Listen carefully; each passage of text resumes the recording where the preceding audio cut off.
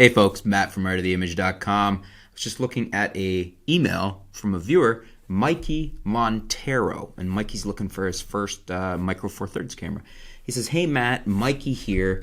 This will be my first mirrorless, and I can't decide on which one. I do a lot of landscapes and video since I'm a content creator and vlogger, so I need the 4K. Love the retro design of these three. First, I was leaning towards the GX8, then 85, and then the Fuji. Now I'm leaning towards the 85 again, LOL. Looked at the T2 also, but might be out of my price range. Might be able to save up some money for it, but what do you think is the best overall camera for photos and videos?" So, thanks very much for your question, Mikey. Good question. I'm going to say that, you've emphasized that you're into video, you're a content creator and a vlogger. So, I would narrow it down to the GX8 or the G85 because of the full vari-angle LCD.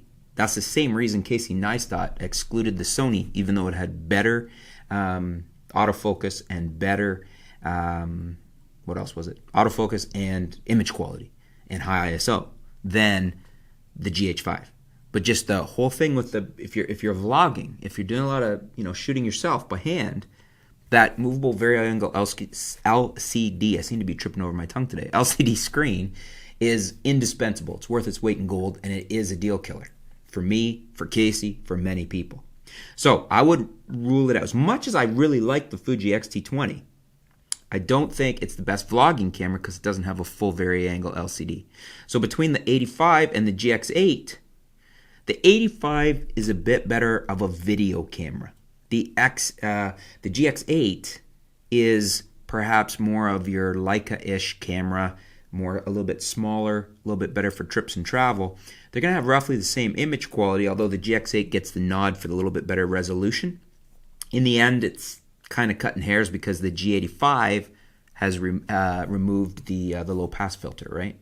So they're both very good. One thing I would note is that the GX8, kind of a minor niggle, but it has the smaller, like micro pin or whatever they call it, microphone input in it, whereas the GX8 or the G85, sorry, I'm getting the two mixed up. The G85 has a regular 3.5 mil, I believe it is, your standard like headphone jack size microphone input, which is what I'm actually patched into right now on the 85.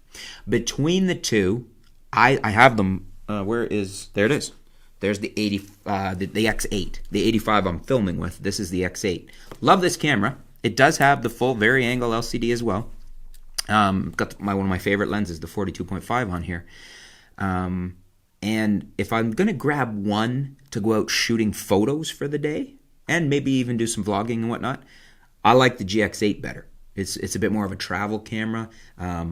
Looks-wise, I do actually prefer the X8.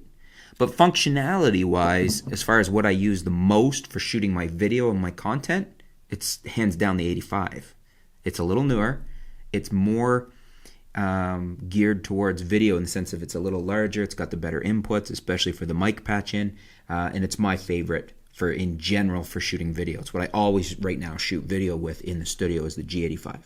So don't have a problem with either one. Those are the niggles with the X8, why I would lean towards the 85 for the video reasons. For landscapes, as you were saying, and for photography in general, the X8 may get a slight nod for the more resolution. Again, it's kind of offset with the removal of the low pass filter in the 85. Both very good cameras. That's the way I would go. If you were just solely into photography with a little bit of video and not vlogging video, then I would certainly heavily consider the X-T20. But you have stated you're a content creator and a vlogger, and to me that rules out the X-T20.